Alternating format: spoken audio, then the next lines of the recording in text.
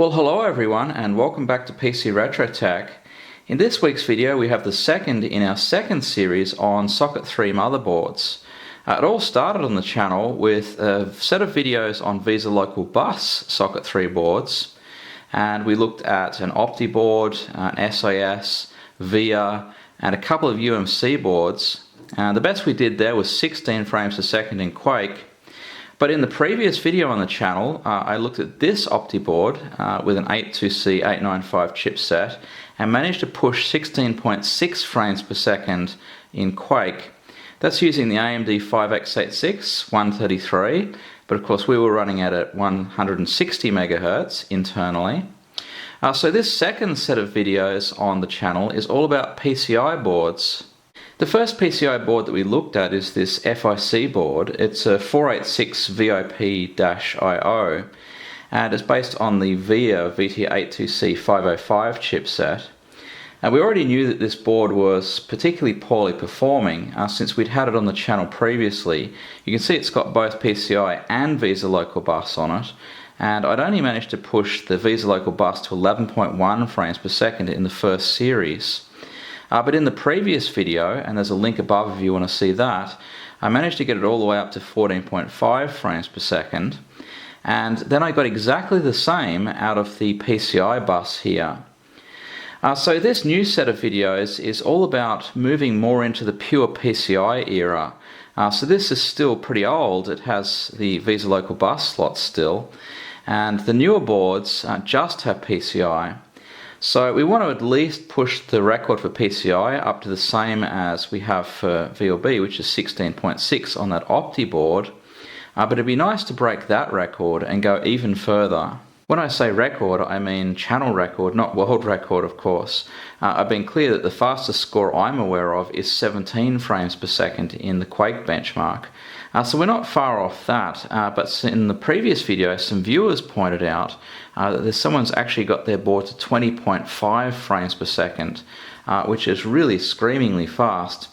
But I'm confident they've done that with the 5x86 at 180 MHz and a front side bus of 60 or even higher. And so some viewers in the previous video also gave some suggestions about how we might get there. So the first thing is 50 nanosecond EDO RAM, and I didn't realize you can just go out and buy this. This wasn't even expensive. So I have two 8 meg sticks of that here. And the other thing I picked up is some, well, at least what the seller claims to be 50 nanosecond fast page memory. We'll see, but that sounds good. The other thing that I've got here is an ARC 1000 PV video card. It's a Stingray Pro. And this board I picked up because the viewers said they'd had a really good run with the Visa Local Bus version based on the ARC 1000 VL. And it seems that they made really good chips. So I reasoned that perhaps the PCI version is also very good. Unfortunately, the Visa Local Bus versions of these boards are just way too expensive. Don't have that kind of money to just spend on a whim. But this PCI version was very, very cheap, and so I was able to pick it up. So we'll run this and see how it goes. I had a look at the pictures online, and a lot of them had 60 nanosecond RAM. So I was very careful to select one that had 50 nanosecond RAM. So that's hopefully going to give us our best chance of getting our board to a front-side bus of 60. The first board that we're going to look at in the PCI only range is this MB467 version 1.0. Now I know it was made in China, and from the date codes on the chips it looks like it was made about December 1994. And it has a few good things and a few bad things about it. So on the good side, it has UMC chipset, and we've done very well with UMC in the past. This is a later UMC chipset than we've used. It's UM8881 and UM8881F chipset pair. Now the board itself is very small, and you can see that the ZIF socket is actually hanging over the edge here. I was going to make the joke that it was manufactured during the great PCB shortage of 1994. I guess they just wanted to make things as small as possible at this time. There's only 2 memory sockets, which is a bit of a downside here. Doesn't give me much flexibility in terms of the EDO RAM that I actually have available. So let's hope that 50 nanosecond RAM works. It also has a Dallas real-time clock. These are notorious, of course, and I do have a replacement for that, so that shouldn't be an issue.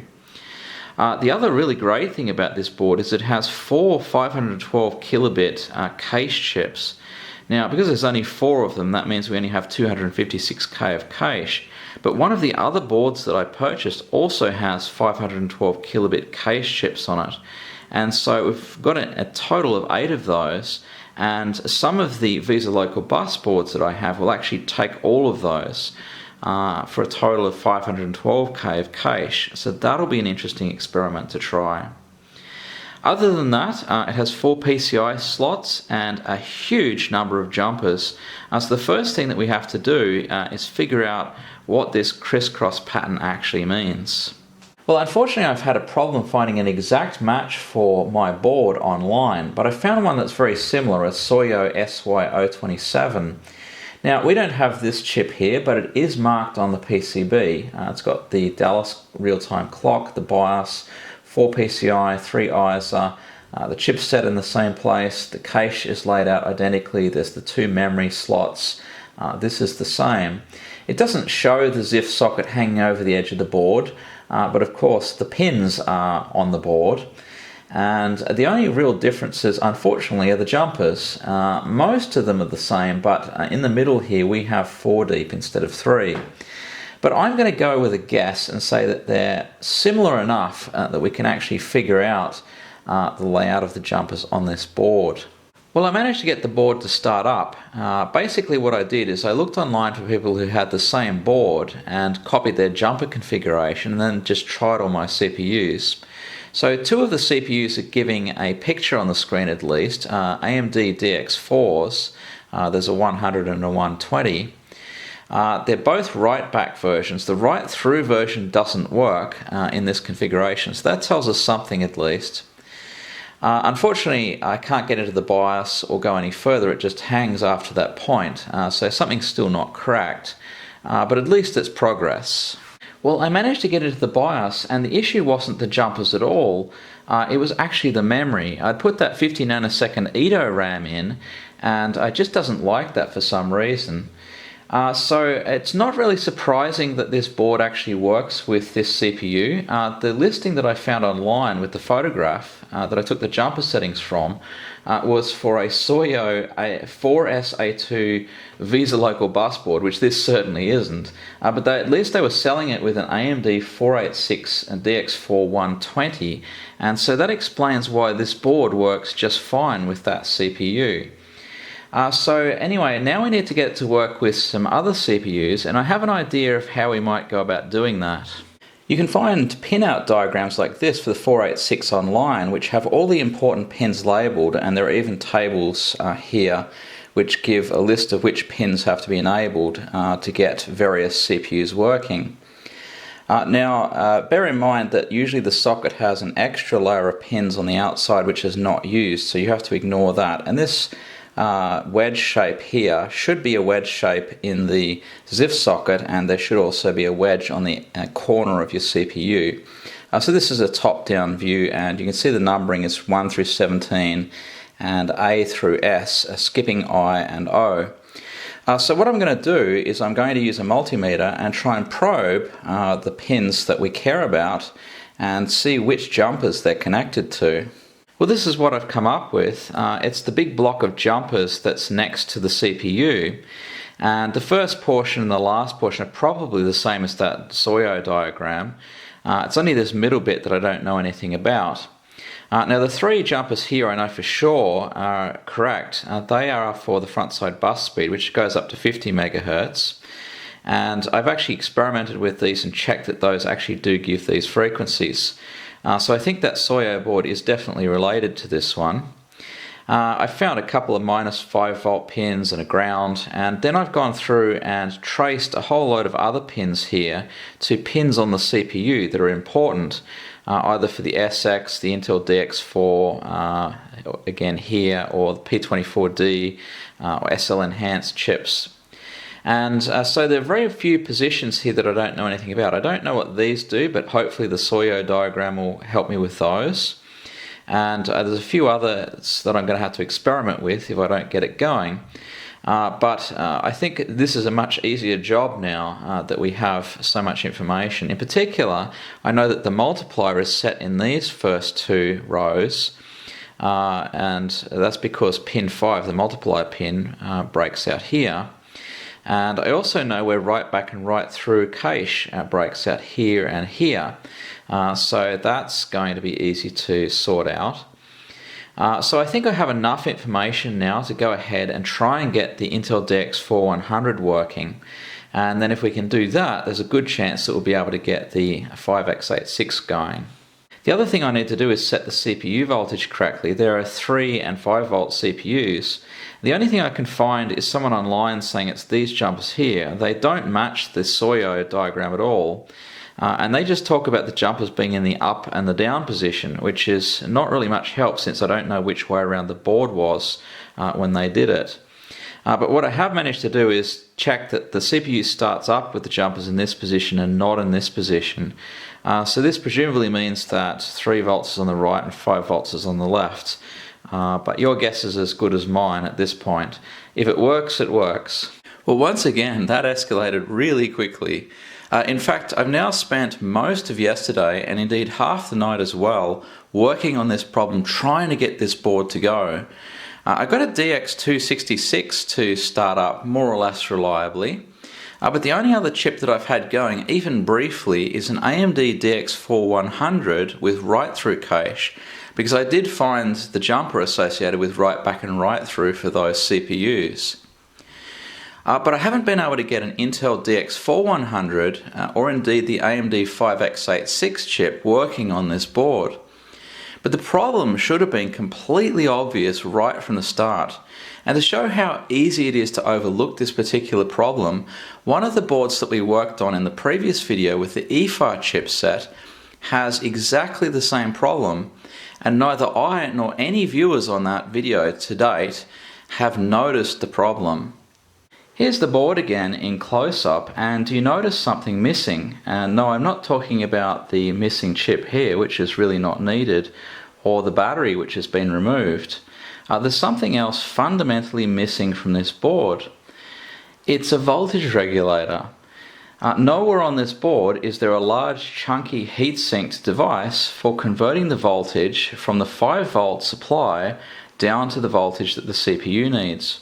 Now, of course, the earlier CPUs, the DX266 included, actually worked from the 5 volt supply. But later chips, like the Intel DX4100, and indeed the AMD DX4s as well, used a 3.3 or 3.45 volts chip. And this also includes the AMD 5x86 that we're trying to get to go. Now, the way this was normally done is by adding a daughter board, which provides a voltage regulator and steps the voltage down from 5 to whatever voltage. Some of them would have a variable voltage regulator, which should allow you to go from 3.3 up to 3.45 volts. The less fancy boards would just have a single fixed voltage that's somewhere in the middle or nearby, and they just call it good. But this doesn't have anything at all, and good luck trying to find daughter boards to clip onto these things on online auction sites today. They just don't come up. So the only way that I'm going to get this board to go is to add some missing components, and if you have a look in the corner here, there's 2 capacitors and something that looks like it might be a TO22 form factor component, plus what looks like it might be a heatsink going around it. And that is in fact where the voltage regulator should be. But how on earth are we going to figure out what's missing? It's not labelled on the board. Well, I think I'm about to make anybody who owns this board really happy in just a few moments. Let me show you what I found. If you're anything like me and go looking for this MB467 board online, you'll find almost nothing except perhaps an expired ad with a not too clear photograph that you can't actually access anymore.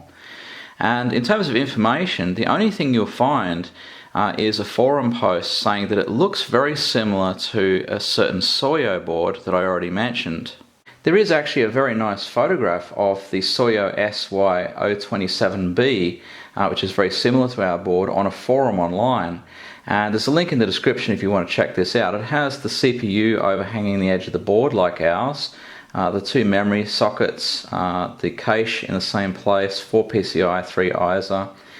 It does have a sticker over one of the chipset chips, but otherwise it looks very similar to our board. There are some differences. The jumpers are a little bit different either side of the cache, and as I said, the jumper layout of this big block next to the CPU is quite different to ours.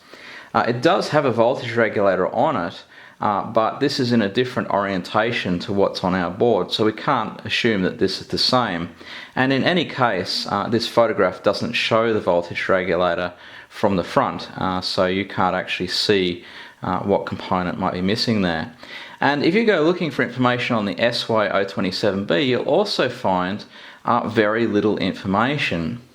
The other thing you'll find is this Pine Technology PT431A, and I found this by going to the Ultimate Hardware 2019 Beta website, which you'll find at win3x.org/UH19. There's a link in the description. And this PT431A is quite similar to our board. So basically this website is a very modern attempt to document all of this old retro technology that we have, including photographs, user manuals when they're available, also ROM dumps in some cases. And what I did is I put in various specifications about my board, for example, the number of PCI slots, the fact that it's socket 3, and so on. And up came just a handful of choices once I'd narrowed it down, and this was one of them. Now you can see it's very similar to ours. It has the 2 memory slots, the cache chips here, here's the chipset, there's 4 PCI, 3 ISA, and a big block of jumpers next to the CPU. It's actually quite similar, but there's some changes. As you can see, the CPU socket is not overhanging the edge of the board. There's IDE connectors on this one. There's a Molex connector here. It does have a voltage regulator, but this is a completely different configuration to ours. And obviously there's no photograph of a close-up of the voltage regulator, so it's not going to help us in any event. But I thought it was very interesting that there seem to be a number of boards that are very similar to and related to the one that we have. They're all pretty rare as far as I can tell, but so far no information on the voltage regulator on our board. Well, I really sunk way too many hours into this project, guys, and if you really like videos in this depth, then I appreciate the YouTube likes and the usual subscribe and notification stuff. But this is what I've come up with. After hours of searching, I found this Chinese importer, a website I think, and they've just given their random product name to this board, which is actually labeled a TK8880F 4N/D09A. It's a little bit hard to read on the actual photograph, but there is some text below. And you can see that this is basically our board apart from the number. The layout is exactly the same in all respects. It even has this missing chip here. Even the jumper layout is exactly the same as ours everywhere, and it has a voltage regulator on it. So it's really weird that this doesn't have any relationship to the numbers on our board, but it looks like this Chinese board was knocked off in lots of different forms. So anyway, on this particular website, you'll never believe what I found. In photograph number 8, there's a photograph of our voltage regulator. And I know what you're thinking, you can't read that, that is just way too blurry. Well, let me zoom it up a little bit and we'll see what we can make out. We've got the additional confounding factor of the camera, which is making this even less clear. But I can tell you that in real life, it's also not readable at all. But there's just enough information here. I can make out what looks like an LM, which is probably due to my electronics experience. and there's a P plus on the right hand side here. And what I can make out is LM3, I think, something 0, and I think it's a T at the end. So basically I have all of the numbers except for one. And how many LM series voltage regulators can there be that start with a 3 and end in a 0T and have a P plus on the right hand side? Well, it turns out there aren't very many. There's a list of all of the LM series voltage regulators on Wikipedia, and basically I don't think there are very many options here. There's the LM320, the 330, the 340 and the 350. But if you go through and have a look at the pinouts for each of those in data sheets, there's only one of these which actually would work in this circuit. So I traced the circuit, and basically one end of the voltage regulator is connected to the 5-volt rail.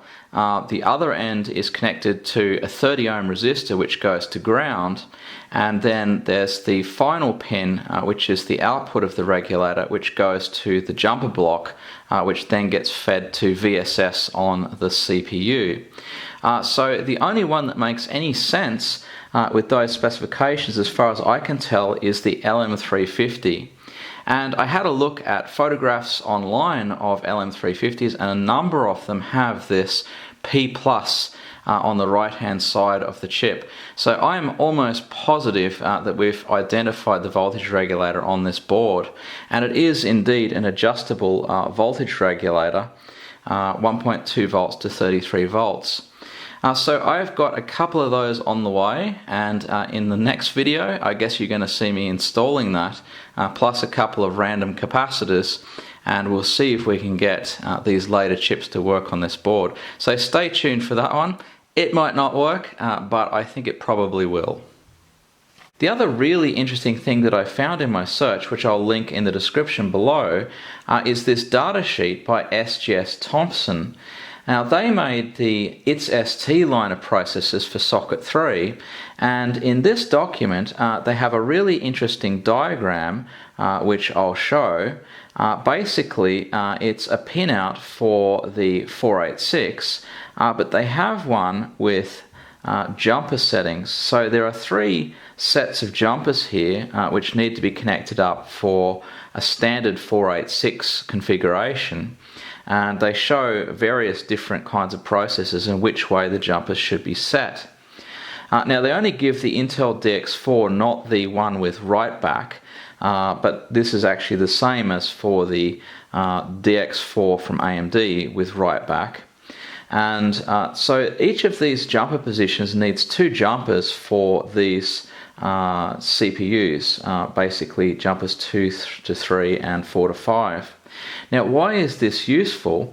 Well, they show the exact pins in the PGA layout that actually correspond to those jumpers. So what you can do is put a probe into those pin locations on your board, and with a multimeter check which jumpers those are actually connected to, and then you know which jumpers actually need to be set for your 486.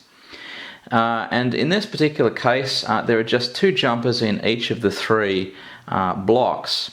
Now the information isn't as useful as you might think. I actually took a board, our Octec board, and I put in a DX4100, and I actually set it up correctly according to the documentation, and then just removed jumpers one at a time to see which jumpers were actually needed to be set correctly in order for the 486 to power up.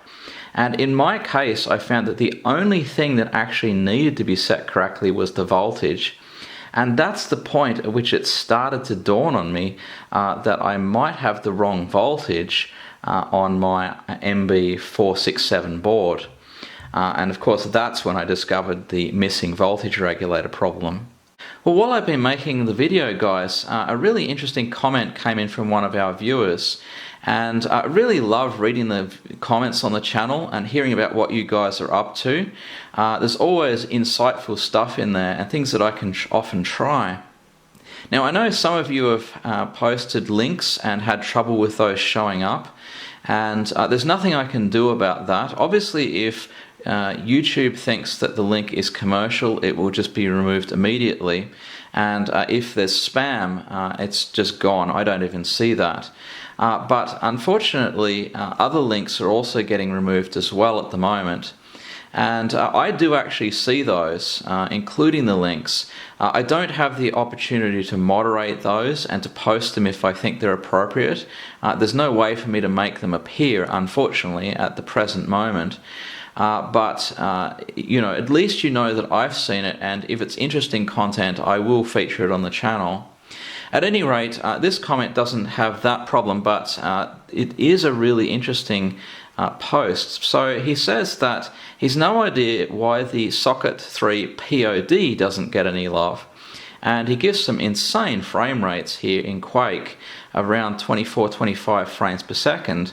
And he says that he's hoping to hit 26.5, and it looks like he'll be running it at a frontside bus of 100 megahertz. Can that really be correct? So I scratched my head about this and wondered what he was talking about. What is the POD? And of course, the first thing that came into my mind is the Pinout diagram. And of course, I spent a while looking for various tech acronyms.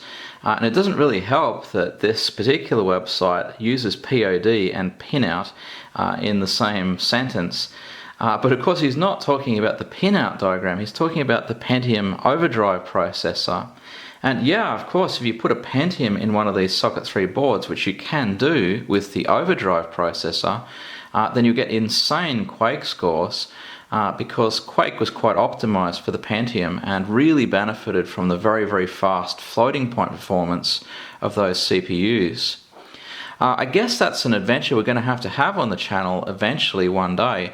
So let me know in the comments, guys, whether you'd like to see a Pentium overdrive processor on the channel. The video is already quite long, and of course I have to wait for parts to arrive before I can make any further progress with that little MB467 board. So there's going to be a second part to this video, and in that part I'm going to take another look as well at this SOS board. We've already seen it, it has VESA local bus, but we only ever got this going at 150 megahertz because I couldn't get the 2x multiplier working. So I'm going to take another stab at that now that I know so much more about this socket and how to find the links between the pins and the jumpers. I think we can really get this going at full speed. The other thing that's really nice about this board, unlike many of the other boards apart from the VIA one that we've looked at so far, is that it has 8 of the 32-pin cache sockets, plus tag RAM of course. And that means that we should be able to put a full set of 512 kilobit cache chips in there, which would give us 512 kilobytes of cache, and that might give this board another boost.